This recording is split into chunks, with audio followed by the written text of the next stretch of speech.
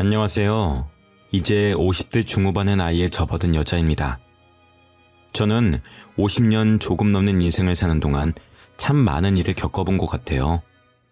그 중에서 기억 남는 일이 있다면 3가지 사건이 있는데요. 첫 번째는 사랑하는 저희 남편을 20년 전쯤에 떠나보낸 것인데요. 남편은 정말 다정하고 가족 일이라면 자다가도 벌떡 일어날 만큼 가정적이었어요.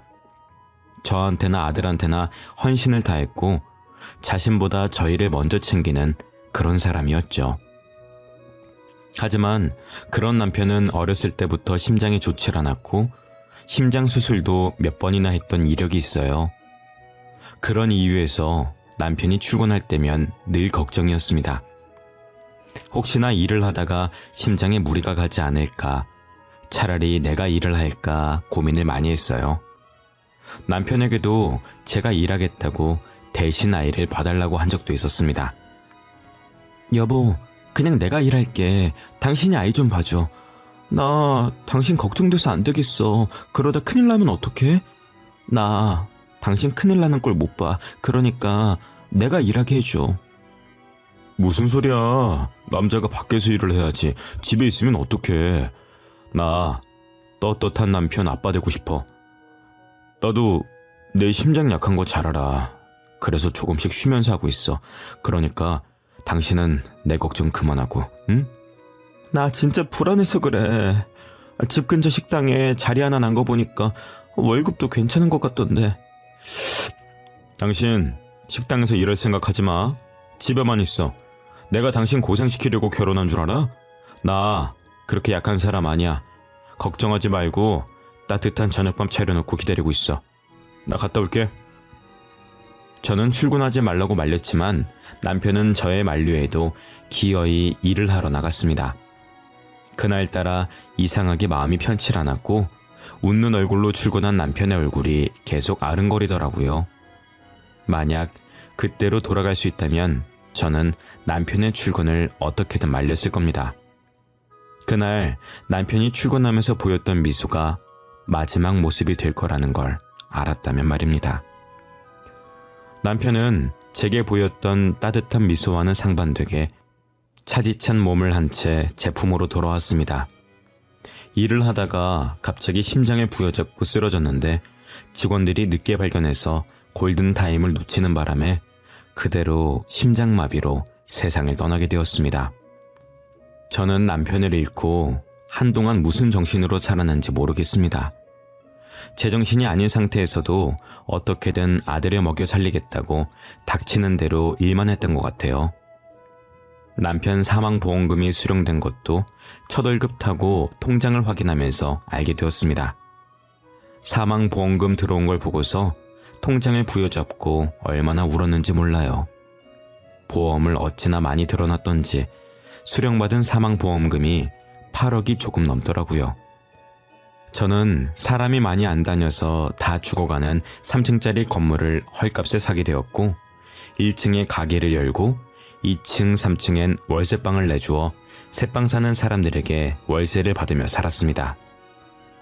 평소 남편이 열고 싶어 했던 횟집을 1층에 열어서 제가 운영하고 있었어요. 죽으라는 법은 없는지 제가 건물을 산 지 3년도 안 돼서 저희 동네가 재개발에 들어가게 되었고 재개발에 들어가면서 땅값이 올랐고 사람들도 많이 다니기 시작했습니다. 저는 그렇게 횟집을 하면서 혼자서 아들을 키워왔어요. 아들이 사춘기 시절 제가 횟집을 하는 것에 창피함을 느꼈었지만 성인이 된 지금은 참 뿌듯해합니다. 이 횟집 덕분에 제가 다시 기운을 차릴 수가 있었고 자신도 하고 싶은 것을 원 없이 하고 다녔다면서요. 아들은 다른 곳에 취업하지 않고 제 횟집을 물려받으려고 했습니다. 어머니, 저는 대학교 졸업하면 다른 곳에 취업 안 하고 어머니 가게 물려받을 거예요. 예전부터 그러겠다고 생각했어요. 제가 어머니처럼 일을 잘할 수 있을지 모르겠지만요. 그게 무슨 소리야. 대학교까지 나와서 횟집을 하겠다니 절대 안 돼. 너 하고 싶은 일 있었잖아. 그거 하고 싶어서 대학까지 가놓고 갑자기 왜 이래? 지금은 횟집이 하고 싶어요. 어머니, 제가 하고 싶다는 거 다 하게 해주셨잖아요. 그러니까 저도 어머니 따라 횟집에서 일하게 해주세요. 아들의 고집은 누구도 꺾을 수가 없었고 자식 이기는 부모 없다고 결국 저는 아들에게 지고 말았습니다. 대학 졸업 후 아들은 매일같이 저희 가게에 와서 일을 배웠고 얼추 제가 하는 것을 잘 흉내내더라고요. 그렇게 모자지간간에 행복하게 횟집을 운영하다가 두 번째 사건이 벌어지고 말았습니다. 며칠 동안 계속 배가 아프더니 월경을 할 시기도 아닌데 계속 하혈을 하는 겁니다. 저는 이제 폐경할 때가 돼서 오락가락 하는 건가 싶어서 병원에 가지 않았었어요.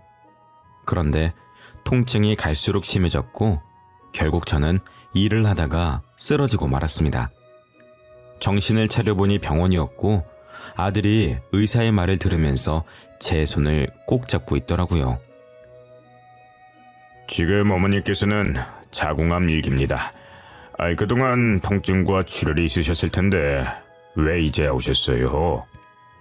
저는 출혈이 있으신지도 이렇게 아프신지도 몰랐어요. 선생님, 저희 어머니 많이 심각한 정도인가요? 이기면 어떻게 해야 돼요? 다행히 어머님 정도면 초기라서 꾸준히 항암 치료 잘 받으면 괜찮아지실 겁니다. 크게 걱정하지 않으셔도 될 것 같아요. 저는 자궁암 선고를 받았고 아들은 그런 제게 미련하다고 잔소리하기 바빴습니다.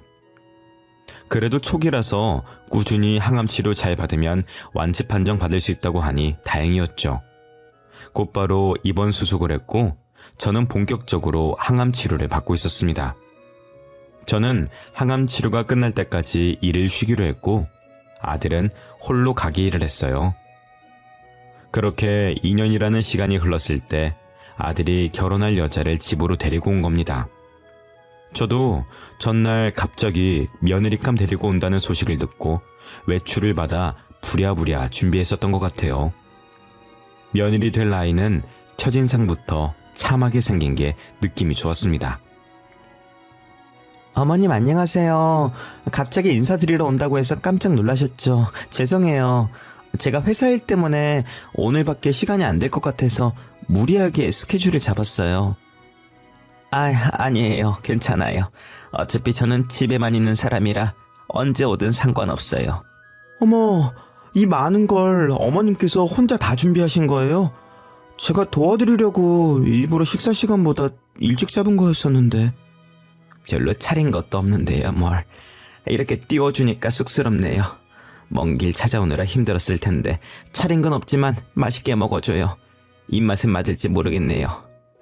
그럼 감사히 잘 먹겠습니다. 어머님, 이거 진짜 너무 맛있어요. 요리를 따로 배우신 거예요? 어떻게 이런 맛이 나지? 오빠도 빨리 먹어봐. 진짜 맛있어. 결혼하면 어머님께 요리 좀 배워야 되겠어요. 그 아이는 제가 초면에다가 어른이라 불편할 텐데도 말도 잘하고 싹싹한 게 마음에 들었습니다. 이 사람이라면 저희 아들을 보내도 믿고 안심할 수 있을 것 같았어요. 저는 집안, 직업 이런 것들 일체 물어보지 않고 바로 며느리로 합격점을 줬습니다. 그렇게 일사천리로 상견례 날짜를 잡았는데 며느리의 집안도 저희 아들을 마음에 들어하는 줄 알았어요.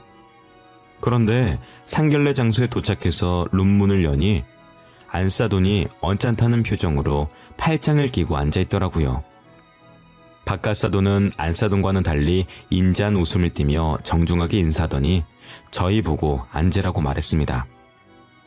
아들과 제가 자리에 앉자마자 숨 돌릴 틈도 안 주고 안싸돈이 입을 열었어요.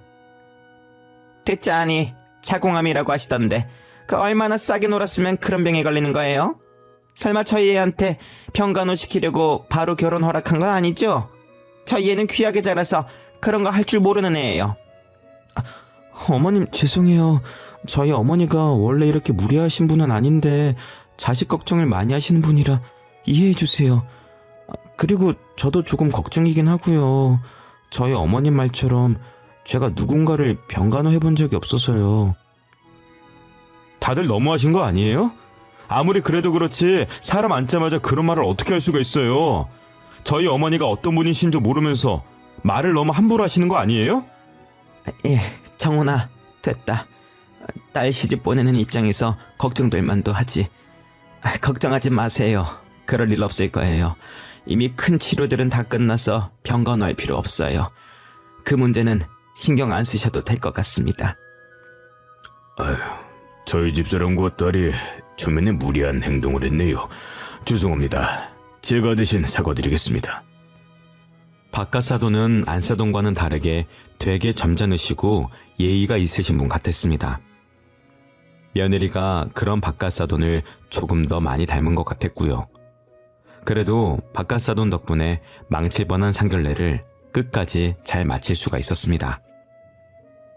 결혼 전엔 저를 병간호해야 할까봐 걱정이라고 하더니 막상 결혼하고 나니 며느리는 생각보다 더 착하고 알뜰살뜰히 저를 챙겨주더라고요.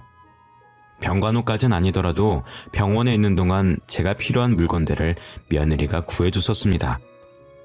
병문안도 자주 오고 혹여나 병원밥이 입맛에 안 맞을까봐 음식도 싸들고 오고 했어요. 그렇게 3년 동안 병원 생활을 했고 이제 완치에 가까울 정도로 상태가 호전되었습니다. 의사 선생님도 이 정도면 이제 집에서 통원하면서 치료를 받아도 될 것 같다고 하시더라고요. 한 번 암에 걸리면 다른 곳에 전이가 될 가능성이 높아서 완전 완치했다고 말씀을 못 드리겠지만 완치에 가까울 정도로 상태가 좋습니다. 이제 더 이상 병원 생활 하지 않으셔도 될 것 같아요. 그 말씀은 제가 이제 집에 가도 된다는 말씀인가요? 네, 그동안 치료받으시느라 정말 고생 많으셨습니다. 앞으로는 정해진 날짜에 통원하시면서 치료받으시면 될 것 같아요. 저는 도합 5년이라는 시간 동안의 병원 생활을 마치고 기분 좋게 완치 판정을 받고 집으로 돌아왔습니다. 5년 만에 집에 오니 마치 옛 고향 친구를 만난 것 같이 반갑고 새롭더라고요. 그래도 저 없는 동안 아들이 집 관리를 하고 있었는지 먼지 쌓인 것도 없이 깔끔했습니다. 아들은 제 짐을 가지고 들어오면서 무어라 계속 궁시렁거리더라고요. 그냥 우리 집에 들어와서 살면 될 걸 뭐하러 굳이 이 집에 다시 들어오신다고 해가지고. 아휴. 나 혼자서 뭘 그렇게 궁시렁거리고 있어. 너 조용히 하고 그 짐이나 저 방에 놔둬라. 내가 나중에 다시 다 정리할 거니까 괜히 정리해주겠다고 건들지 말고. 어머니, 저희 집에 들어와서 사시면 안 돼요? 혼자서 사시는 거 걱정돼서 그래요. 다이도 아픈 어머니 혼자 사시는 거 걱정된다고 집으로 모시라고 했어요. 됐다니까 그러네. 나 혼자 사는 거 좋아. 신경 쓸 사람도 없고 얼마나 좋은데. 자식이 걱정하는 건 안 보이세요? 혹시나 혼자 사시다가 다치시면 그땐 어떡하실 거예요? 그냥 저희랑 살아요. 저희 마음 편하자고 하는 거예요. 자식 좀 편하게 살게 해주세요, 네? 괜히 저로 인해 부부 사이가 나빠지거나 제 눈치를 볼까봐 안 가겠다고 버텼지만 며칠 뒤 며느리까지 찾아와서 데리고 가려고 하는 통에 두 손 두 발 다 들고 말았습니다. 저는 아들 부부의 고집을 꺾지 못했고 아들 내에 들어가게 되었습니다. 그리고 몸도 괜찮아져서 다시 아들과 같이 일을 하기 시작했고요. 아들이 일을 워낙 잘하고 성격이 싹싹해서 그런지 제가 없는 동안 자신의 단골 손님도 만들어 놨더라고요. 오랫동안 저희 가게에 오신 손님분들도 제 안부를 물으면서 아들 칭찬을 아끼지 않으셨습니다. 자기 안 걸렸다면서 몸은 좀 어떤가? 이제는 괜찮은 거요? 움직여도 되는겨? 예, 완치 판정 받았어요. 이제 건강해요. 걱정해 주신 덕분에 괜찮아졌어요. 감사해요. 자기 우리 아이 건강보다 중요한 게 없다. 그래도 아들 잘 키워놨더라. 일을 얼마나 잘하든지 아주 야물딱지더라고. 이제 아들 찾는 손님들이 더 많겠어. 긴장 좀 해야겠는디? 다른 사람들에게 아들 칭찬을 들으니 기분이 좋더라고요. 더군다나 옛날부터 오신 분들이 칭찬을 하니 아들의 실력을 인정받는 기분이었습니다. 이젠 아들이 알아서 잘하고 5년 동안 저 없이도 별탈 없이 잘했으니 가게를 맡겨도 괜찮을 것 같았어요. 그래서 가게를 아들 명의로 돌려주고 저는 가끔 심심할 때 한 번씩 가게에 가서 일을 도와주는 걸로 바꿔야겠다는 생각을 했습니다. 제가 몸도 아팠고 나이도 있으니까 슬슬 가게를 정리할 때가 오기도 했고요. 저는 이런저런 고민에 빠져서 잠을 못 자고 있다가 물 한 잔만 마시고 자려고 방문을 열었습니다. 혹시나 아들 내외가 저 때문에 깰까봐 소리가 안 들리게 조심스럽게 나왔는데 제 방과 맞은편에 있는 화장실 문틈 사이로 빛이 새어나오고 있는 겁니다. 안방에도 화장실이 있으니 아들 내외가 쓸 일은 없어서 제가 실수로 안 끄고 들어간 줄 알고 불을 끄려고 화장실 쪽으로 다가갔습니다. 그런데 화장실과 가까워질수록 사람이 말하는 것 같이 웅얼웅얼 가는 소리가 들리더라고요. 안에 사람이 있는 건가 싶어서 문 앞에 서서 귀를 가져다 댔습니다. 며느리의 목소리가 들렸고 아마 아들이 깰까봐 거실에 있는 화장실에서 통화하는 건 줄 알고 귀를 떼려고 할 때 며느리가 충격적인 이야기를 하더라고요. 아, 그러니까 늙은이 자궁암에 걸렸다고 해서 금방 죽을 것 같더니 명줄이 긴가? 잘만 하면 사망보험금까지 가질 수 있었는데 얼마 전에 완치 판정 받은 것 같더라고. 완치 판정 받은 거 확실해? 아이, 그럼 사망보험금은 글렀네. 아, 그 8층짜리 건물이나 어떻게 해보자. 지금 그거 땅값이 많이 올랐단 말이야. 진짜 잘만 하면 떼부자 될 수도 있는데. 근데 그 건물 진짜 늙은이 거 맞아? 아니, 이 집 생각보다 돈이 없어. 아무리 뒤져도 통장 하나가 안 나온다니까? 돈 버는 거 횟집 임대료로 다 나가는 것 같아. 아무래도 동명이인인 거 아니야? 아니야, 확실해. 그 8층 건물 그 아줌마 거 맞아. 내가 경력이 얼만데 진작에 확인했지. 아니, 그런데 어떻게 5년 동안 건물 계약서 하나도 발견 못하냐? 나는 뭐 안 찾고 싶어서 안 찾는 건 줄 알아? 진짜 안 보인다고. 일부러 우리 집까지 데리고 왔는데 전혀 안 나온다니까. 얼마나 꽁꽁 숨기고 다녔던 건지. 나 계속 이 집안에 있어야 되는 거야? 야, 무려 8층이다, 8층. 잘만 하면 우리 거 될 수도 있는데 당연히 계속 붙어 있어야지. 우리 조금만 참자. 그 건물만 손에 넣으면 바로 결혼하는 거야. 알겠지? 알고 보니 남편의 재산이었던 8층짜리 상가 건물이 제 소유로 넘어온 게 있었는데 며느리가 그 건물을 노리고 일부러 아들과 결혼을 한 거였습니다. 통화 내용을 잘 들어보니 통화를 하고 있던 남자와 사귀고 있는 듯했고 그 남자는 사기 전과도 있었어요. 여러 방법으로 사기를 친 적이 있는 남자가 짜놓은 판대로 며느리가 움직이고 있는 것 같았습니다. 8층짜리 건물 어떻게 해보겠다고 5년씩이나 저와 아들을 속이고 있었던 겁니다. 저는 당장이라도 머리끄댕이를 잡고 싶었지만 늦은 밤이기도 하고 소란스럽게 만들고 싶지 않아서 일단은 조용히 그대로 방으로 들어왔어요. 혹여나 제가 다시 암이 재발해 죽으면 아들에게 그 건물이 넘어가게 되는데 만약 그렇게 되면 저희 아들을 해코지할 수도 있다는 생각이 들었습니다. 그런 끔찍한 상상을 하니 이대로 두면 안 되겠더라고요. 저는 다음날 가게에서 아들과 단둘이 있을 때 이야기를 꺼냈습니다. 너 당장 다이랑 그 이혼해라. 어차피 둘이 혼인신고 안 했다면서 둘 사이에 애도 없겠다. 지금 깔끔하게 갈라서. 어머니, 뜬금없이 무슨 말씀을 하시는 거예요? 다이랑 이혼을 하다뇨. 다이 어머님한테도 잘하고 저한테도 잘하고 있잖아요. 어머니, 세상에 그런 며느리가 흔치 않아요. 야, 이 답답한 놈아. 그 기집애가 우리 재산 노리고 접근한 거야. 네 아버지가 남겨주신 8층짜리 건물 노리고 접근한 거라고. 아버지한테 8층짜리 건물이 있었어요? 근데 저도 몰랐던 걸 다이가 어떻게 알고 접근을 해요? 걔 만나는 남자 있더라. 그것도 사기꾼이래. 그놈이 다이한테 우리 건물 있는 거 알려줘서 접근하게 만든 것 같더라고. 어제 그 기집애가 통화하는 거 내가 똑똑히 들었다. 헤이, 다이 그럴 애 아닌 거 알잖아요. 혹시 다이가 드라마 보고 있었는데 어머니가 통화하는 걸로 착각하신 거 아니에요? 이 녀석이 오늘따라 왜 이렇게 답답하게 굴어. 내가 이렇게까진 안 하려고 했는데 너 이혼 안 할 거면 나랑 영 끊고 지내라. 이혼하기 전까지 가게도 나오지 마. 며느리가 아들한테 워낙 잘하고 착한 모습만 보였는지 처음엔 제 말을 믿지 않았습니다. 하지만 제가 한 번도 보인 적 없는 모습으로 부모 자식 간의 연을 끊겠다며 단호하게 초강수를 두면서 얘기하니 그제서야 제 말을 따르더라고요. 여전히 생사람을 잡고 있는 건 아니냐고 걱정은 했지만요.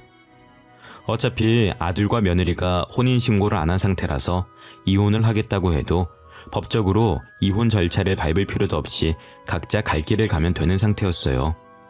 저는 아들보다 먼저 집에 왔고 바로 안방으로 가서 며느리 옷들을 거실로 던져버렸습니다. 어머님 지금 뭐 하시는 거예요? 제 옷은 뭐하러 다 빼고 계신 건데요? 뭐하러 다 빼긴. 우리 집 식구 아닌 사람 짐 빼고 있는 건데 무슨 문제 있니? 너 이제 우리 집 식구 아니야. 아직 아들한테 못 들었나 봐. 너 우리 아들이랑 이혼이야, 응? 갑자기 그게 무슨 이혼이라뇨. 제가 오빠랑 이혼을 왜 해요? 혹시 미치신 거예요? 어머님 좀 진정해보세요. 무슨 일 때문에 이러시는 건데요? 제가 뭘 잘못했냐고요? 네가 뭘 잘못했냐고? 진짜 몰라? 네가 뭘 잘못했는지 모르겠어? 잘 생각해봐. 네가 뭘 잘못했는지. 네가 한 짓은 네가 더 잘 알잖아. 저는 미친 사람처럼 며느리의 옷이며 속옷이며 모조리 거실로 던져댔습니다. 며느리는 하지 말라고 말리다가 울면서 어디론가 전화를 하더라고요. 그러더니 얼마 지나지 않아서 저희 집으로 안싸돈이 들어오는 겁니다. 사돈, 이게 지금 뭐하는 짓이에요? 횟집이나 하면서 보잘것없는 집안에 시집 보내놨더니 감히 내 딸을 쫓으려고 해요? 못 배운 거 티내는 것도 아니고 이게 무슨 그 경우 없는 행동입니까? 예? 마침 잘 오셨네. 와서 제 눈앞에 있는 것들 다 치우세요. 하나도 안 보이게, 응? 못 배운 건 내가 아니라 그쪽들 아니에요? 결혼할 남자도 있는 애를 저희 집에 시집을 보내요? 사돈이 그걸 어떻게... 아니 그 남자랑은 진작에 정리해서 저희 애랑 더 이상 아무런 상관이 없는 그 남자예요. 그 결혼 전에 제가 다 정리를 시켰다고요. 정리한 사이라는 사람들이 화장실에서 몰래 통화를 하고 그런답니까? 자기야 하면서 말이죠. 저는 그런 애를 며느리로 받아들일 생각 추후에도 없습니다. 그러니까 제 눈앞에서 치워주시죠. 사돈, 저를 봐서라도 어떻게 안 되겠습니까? 제가 애 교육을 다시 시켜가지고 절대 다시는 이런 일 없도록 할게요. 네? 너는 뭐 하고 있어? 빨리 잘못했다고 빌지 않고. 어머님 잘못했어요. 다시는 안 그럴게요. 앞으로 절대 그 사람이랑 연락 안 할게요. 그러니까 한 번만 봐주세요. 제발요. 이렇게 빌게요. 네? 내 재산 노리고 접근한 애를 뭘 믿고 용서를 해. 더 이상 말 섞기도 싫고 같은 공간에 있기도 싫으니 당장 나가거라. 안사돈도 저희 집에서 그만 나가주시겠어요? 사돈, 우리 이러지 말아요. 충분히 말로 할 수 있는 부분이잖아요. 네? 우리가 뭐 한두 번 본 사이도 아니고 우리한테 어떻게 이럴 수가 있어요? 아니요. 저는 누구 말처럼 못 배운 여자라서 못 배운 티 팍팍 내면서 무식하게 쫓아내려고요. 어머님, 제가 잘못했어요. 제발 한 번만 봐주세요. 다시는 허튼 생각 안 할게요. 10원짜리 하나라도 손 안 댈게요. 그러니까 이번 한 번만 넘어가 주시면 안 될까요? 좋게 말로 하니까 안 통하네. 이렇게까진 안 하려고 했는데 어쩔 수 없지. 계속 이렇게 안 나가고 버티면 저 주거 침입죄로 두 사람 신고할 거예요. 경찰서 가고 싶으면 계속 그러게 버티고 서 있으시던가. 저는 안사돈과 며느리를 집에서 내보내려고 했는데 안 가고 버티더라고요. 어차피 이 집이 제가 해줬던 집이라 혼인신고도 안 된 상태면 남이나 다름이 없기 때문에 지금 안 나가면 주거침입죄로 신고하겠다고 했습니다. 그랬더니 꼬리를 내리고 모양 빠지게 둘이서 옷을 주섬주섬 챙기더니 나가더라고요. 옷을 주워가는 꼴이 얼마나 우습던지 현관문을 닫히자마자 배꼽을 잡고 웃었습니다.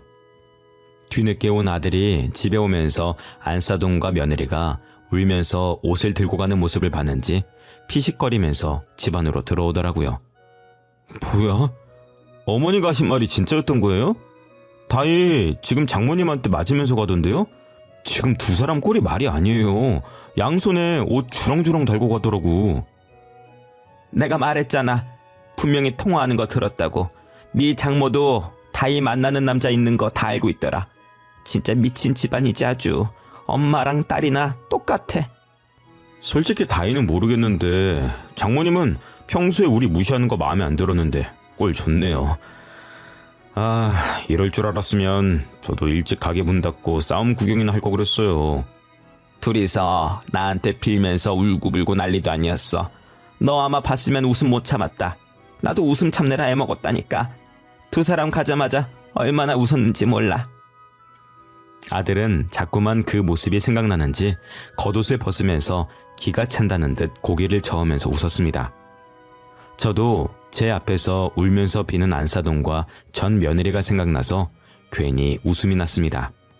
상견례 때부터 그렇게 콧대 높게 행동하더니 결국은 끝이 이렇다는 게 너무 웃겼어요. 그 뒤로 구질구질하게 매달리면서 귀찮게 할 줄 알았는데 다행히 저희 앞에 안 나타나더라고요. 그렇게 아들이 이혼한 지 5년이라는 시간이 흘렀던 것 같습니다. 그 사이 가게는 아들에게 물려줬고 저는 노후를 즐기며 집에서 쉬고 있었어요. 점점 전 며느리가 잊혀져 갈 때쯤 집에만 있기 뻐근해서 아들 가게 도와주러 가고 있었는데 갑자기 모르는 번호로 전화가 오는 겁니다. 혹시나 택배인가 싶어서 전화를 받았는데 어딘가 익숙한 목소리가 들리더라고요. 사돈, 접니다. 5년 만이네요. 그동안 어떻게 지내셨어요? 잘 지내셨어요? 누군가 했더니 저한테 무슨 볼 일이 있어서 전화를 다 하셨어요. 저희가 이렇게 안부 인사 나눌 사이는 아닌 것 같은데 말이죠. 용건이 뭔데요? 제가 사돈께 부탁드릴 게 있어서요. 부끄럽지만 저도 자궁암에 걸렸어요. 그런데 치료받을 돈이 없어서. 염치 없는 거 잘 압니다. 하지만 부탁할 만한 사람이 사돈뿐인지라 사돈이었던 정을 생각해서 병원비 좀 어떻게 안 될까요? 다이 그 남자랑 결혼한 걸로 알고 있는데 잘난 사위한테 달라고 하시지. 왜 저한테 이러신답니까? 그놈 얘기는 꺼내지도 마세요. 다시 생각해도 혈압이 오르네요. 죽고 못 살겠다고 해서 재혼시켜줬더니 그놈이 저희 가족한테 사기를 쳤지 뭡니까? 그래서 가진 돈 다 날리고 그놈은 도망가서 찾을 수가 없어요. 그러게 남 등쳐먹고 다니는 사기꾼을 뭘 믿고 결혼시킨답니까? 자업자득이죠. 그 남자랑 저희 재산 탐내더니 결국엔 자기가 그 남자한테 뒤통수 맞아서 재산 다 털리고 꼬시네요. 제가 사정이 이렇다 보니 암에 걸려도 치료를 못하고 있는 상황이에요. 사돈, 우리 예전 일은 다 잊고 사람 한 명 살린다 치고 병원비 좀 어떻게 안 될까요? 이혼한 마당에 제가 그쪽한테 돈을 왜 줘야 되는지 모르겠네요. 그쪽은 도대체 얼마나 싸게 놀았으면 그런 병에 걸린답니까?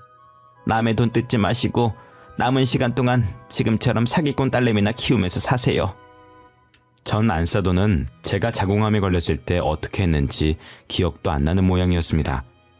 저는 10년 전 안사돈이 한 말이 아직까지도 어제 일처럼 생생하게 기억에 나는데도 말이죠. 얼굴에 철판을 몇 개를 깔아야 저럴 수 있는 건지 아무리 돈이 없다지만 저 같았으면 쪽팔려서 전 사돈에게 돈 빌릴 생각도 못했을 겁니다. 그래도 천벌을 받길 바랬는데 남의 돈을 탐내다가 되려 자기가 당했다고 하니 통쾌하더라고요. 도대체 사기꾼을 뭘 믿고 사랑하고 결혼까지 하는지 모르겠습니다. 언젠간 본인이 당할 거라는 걸 생각을 안 하고 있나 봐요. 사람이 죄를 지으면 언젠가는 다시 자신에게 돌아온다고 하더니 전 안사돈과 전 며느리를 보면 그 말이 괜히 있는 말이 아닌 것 같았습니다. 그래서 저도 지금부터라도 힘든 사람 도우면서 열심히 살아보려고요. 그래야 저한테든 아들한테든 좋은 일이 생길 것 같거든요. 저는 그렇게 다짐한 날부터 3층 건물 월세 받는 걸로 매달 기부하고 있습니다. 충분히 횟집 매출로도 저희 2명 먹고 살 수 있어서 월세로 기부하는 걸 아들도 찬성을 했죠.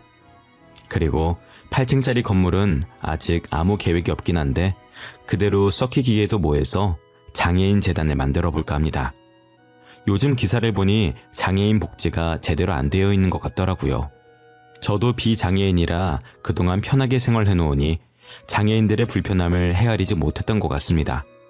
그래서 공부를 조금 하고 재단을 하나 세워볼까 합니다. 제가 살아있는 동안에는 누군가에게 도움을 주는 사람이 되고 싶어서요. 여러분들도 아직 늦지 않았으니 도움이 필요한 사람이 있다면 먼저 손을 내밀어 보는 게 어떨까요? 그러다 보면 분명히 저희에게도 좋은 일이 생기게 될 겁니다.